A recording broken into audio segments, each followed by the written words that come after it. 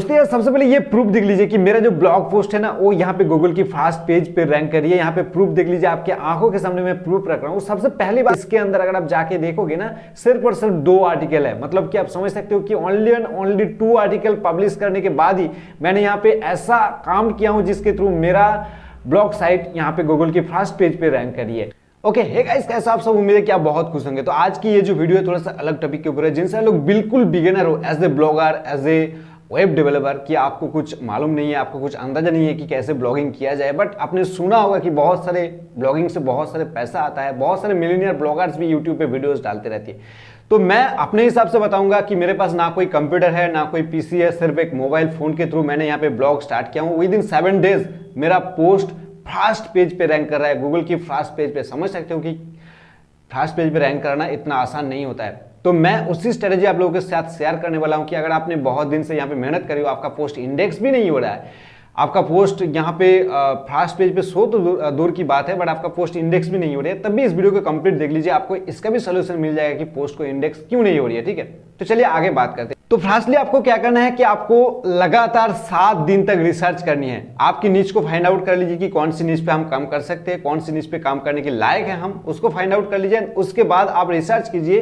Research करते करते आपका जो साइट बनाने की जो काम है उसको भी धीरे धीरे आगे बढ़ाइए। जैसे कि सबसे पहले आप डोमेन नेम चूज कर लीजिए, आपके नीच के रिगार्डिंग कौन सा डोमेन नेम अच्छा होता है, कौन सी डोमेन नेम के अंदर कौन सी वर्ड रखने से अच्छा होता है फायदा, ये सारा कुछ आप रिसर्च कीजिए। आप रिसर्च कैसे करना है, यूट्यूब से कीजिए, गूगल से कीजिए। ठीक है, इसको रिसर्च कर लीजिए और उसके बाद आप डोमेन नेम परचेस कीजिए। उसके बाद आप होस्टिंग परचेस कीजिए, अच्छे से होस्टिंग ले लीजिए। अगर मेरे केस में मैं बात करूं तो मैं यहाँ पे होस्टिंगर को यूज कर रहा हूँ, सबसे सस्ता वाला प्लान की।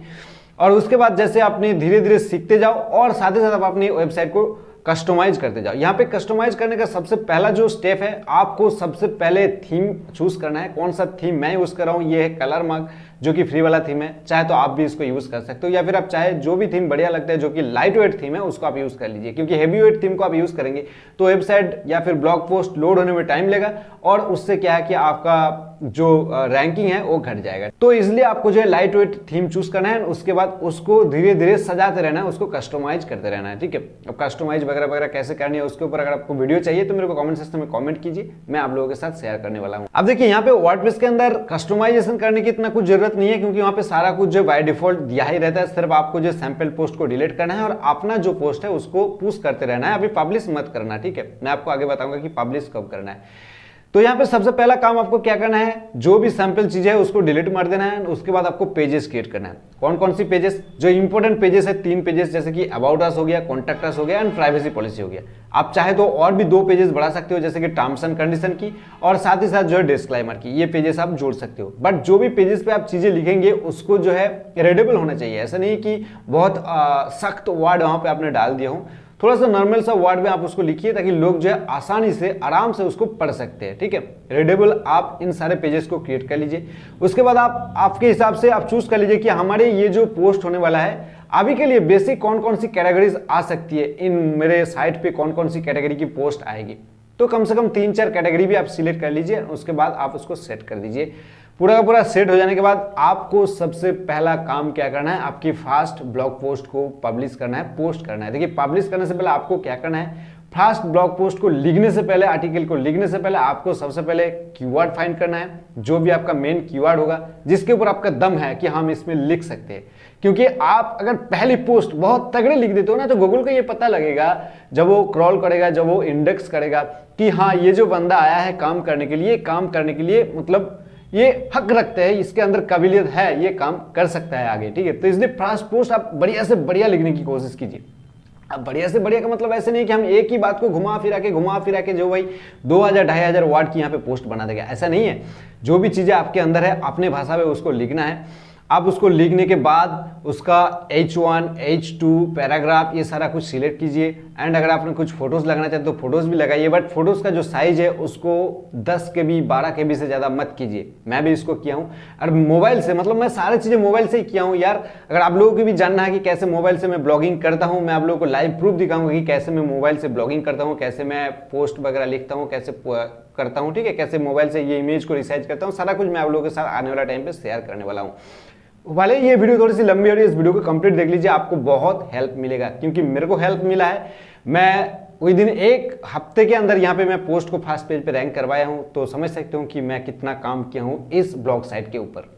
तो बात कहाँ पर थे कि आपको पोस्ट को जो है सबसे मेन फोकस को, मतलब जो आपका मेन कीवर्ड है उसको टारगेट करना है, उसके बाद सारा कुछ अपने पोस्ट को लिख दीजिए। एंड पोस्ट लिखने की क्या तरीका है मैं आपको आने वाले टाइम पे एक स्पेशल वीडियो बना के बताने वाला हूं।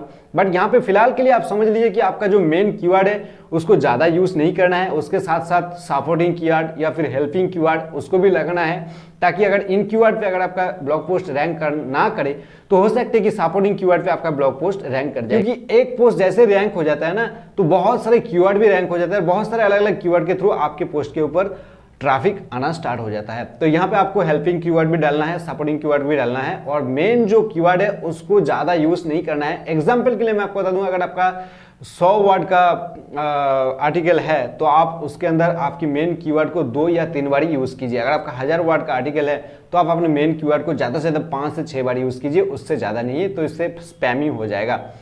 नेक्स्ट जो बात आती है कि आपकी सारा कुछ हो गया, और उसके बाद आपकी बात आती है कि आपको जो है परमालिंक क्रिएट करना है। आप देखिए यहाँ पे परमालिंक भी आपको थोड़ा सा देख के क्रिएट करना है कि उसी प्रकार का परमालिंक जो है गूगल पे अवेलेबल है या फिर नहीं है।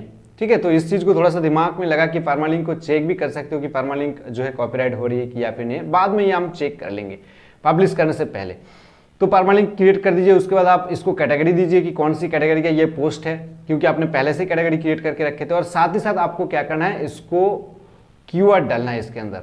जो भी आपका मेन कीवर्ड है उसको पहले रखिए, उसके बाद सपोर्टिंग कीवर्ड जो भी है उसको आप कीवर्ड के अंदर टैग्स के अंदर भर दीजिए। ठीक है, ये सारा काम आपका हो गया। नॉर्मल ऊपर ऊपर मैं बता रहा हूँ। एंड उसके बाद आप कीजिए पूरा पूरा आर्टिकल को आप 2 बार 3 बार रीड कीजिए, क्योंकि आप फास्ट आर्टिकल है आपका, आपको थोड़ा सा सीरियस होकर यहाँ पे काम करना पड़ेगा।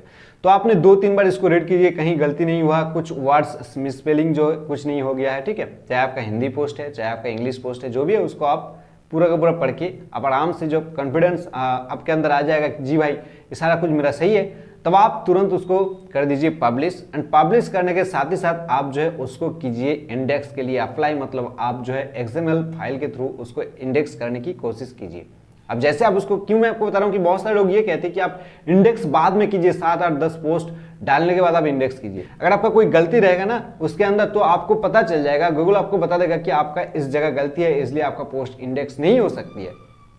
तो इससे क्या होगा कि आपको पता चल जाएगा पहले पोस्ट से कि हाँ मैं भाई कहाँ पे गलती कर रहा था। जैसे कि मेरे केस में हुआ था, www एंड नॉन www का एक इशू आ गया था, उसको मेरे को सॉल्व करना पड़ा था। अगर मैं उसी तरीके से मैं 10 पोस्ट पब्लिश कर देता तो मैं यही अंदर में रह जाता कि भाई हाँ मेरा सारा कुछ सही है। बाद में चल के इन 10 पोस्ट को मेरे को सुधार करना पड़ेगा कि हाँ यहाँ पे मेरा गलती था, इसको सुधार करना पड़ेगा, मतलब 10 जगह आपको सुधार करना पड़ेगा। तो इसलिए मैं आपको बता रहा हूँ कि आपका फर्स्ट पोस्ट पब्लिश करने के तुरंत बाद ही आप उसको जो है इंडेक्स करने के लिए XML फाइल को सबमिट कर दीजिए। बस यहाँ तक आपका हो गया काम। और उसके बाद अगर कोई भी इशू आता है ना तो आप उस इशू को सॉल्व कर दीजिए, ताकि जल्द से जल्द आपका पोस्ट इंडेक्स हो जाएगा। अगर एक पोस्ट इंडेक्स हो गया, आप मान लीजिए 2-3 दिन के बाद उसी टॉपिक रिलेटेड और एक पोस्ट आर्टिकल लिखिए। ठीक है, उससे भी बढ़िया लिखिए, क्योंकि कंटेंट इज किंग। उससे भी बढ़िया लिखिए ताकि मतलब गूगल को पता चले कि हाँ ये बंदा जो है काम करने के लिए ही आया है। और इस पोस्ट को करने के बाद, इस पोस्ट को लिखने के बाद, जैसे कि मैंने बताया हूँ, यहाँ पे भी आपको जो है उसी टॉपिक रिलेटेड थोड़ा सा घुमा के आपको लिखना है। जो फोकस कीवर्ड होगा, मेन कीवर्ड होगा, उसको चेंज कर देना है। एंड उसके बाद उसी टॉपिक रिलेटेड उससे भी बढ़िया एक पोस्ट लिखना है, जैसे कि मैंने यहाँ पे किया हूं। और इसीलिए मेरा सेकंड पोस्ट फर्स्ट पेज पे आया, बल्कि फर्स्ट पोस्ट जो है वो 82 नंबर पे रैंक कर रहा है। तो यहाँ पे आपको करना क्या है, सेकंड पोस्ट लिख देना है, उसके बाद उसको भी सारा कुछ कर देना है, मतलब टैग वगैरह कैटेगरी वगैरह सारा कुछ करने के बाद ये दोनों पोस्ट के अंदर अंदर जो है इंटरलिंकिंग कर देना है। इंटरलिंकिंग क्या होता है ये आप सबको ही पता है, फिर भी मैं बताता हूँ। इंटरलिंकिंग जैसे कि उन एक कीवर्ड के साथ जो भी टॉपिक वहां पे एक कीवर्ड है फर्स्ट पोस्ट पे, उसको जो है सेकंड पोस्ट की लिंक उसके अंदर डाल दीजिए, एंड सेकंड पोस्ट में फर्स्ट पोस्ट की लिंक डाल दीजिए। दोनों को इंटरलिंकिंग कर दीजिए। इनमें क्या होगा कि एक कीवर्ड, एक पोस्ट अगर इंडेक्स के लिए क्रॉल करने के लिए क्रॉलर आता है तो सेकंड पोस्ट को भी मतलब क्रॉल करके जाएगा और दोनों पोस्ट को ही रैंक करके जाएगा। जैसे कि मेरे साथ हुआ, जैसे मैंने सेकंड पोस्ट डाला तो यहाँ पे मेरा क्रॉलर आया और फर्स्ट पोस्ट के साथ सेकंड पोस्ट मेरा इंटरलिंकिंग था, तो दोनों पोस्ट को एक साथ क्रॉल कर लिया, दोनों पोस्ट को एक साथ ही इंडेक्स कर दिया है। अब उनमें से सेकंड पोस्ट जो है मेरा टॉप पोजीशन पे रैंक भी करने लगा है। अब ट्रैफिक कैसे लाओगे ये वगैरह वगैरह बहुत सीन होता है। आगे मैं आप लोगों को बताऊंगा। बट अभी के लिए मैं जैसे ऊपर ऊपर में मैं जैसे काम किया हूं और मेरे मोबाइल के थ्रू सारा काम जो है मैंने मोबाइल के थ्रू किया हूं। अगेन मैं कह रहा हूं, अगर आपको भी मोबाइल से, अगर आपके पास कंप्यूटर नहीं है, पीसी नहीं है, आपके अंदर इच्छा है कि हम ब्लॉगिंग के फील्ड में आएंगे, तो आप मेरे को कमेंट कर सकते हो कि जी भाई मैं भी इस चीज को करना चाहता हूँ। आप थोड़ा सा मोबाइल से कैसे करना है, कौन कौन सी तिगड़म लगाना पड़ेगा, वो मेरे को बता दीजिए, तो मैं जरूर आप लोगों को बता दूंगा। चलिए, बहुत खुश रहिए, दूसरों को ढेर सारे खुशियां बांटते रहिए। मैं मिलता हूं अगले वीडियो में, तब तक के लिए आप बहुत ही खुश रहिए। बाय।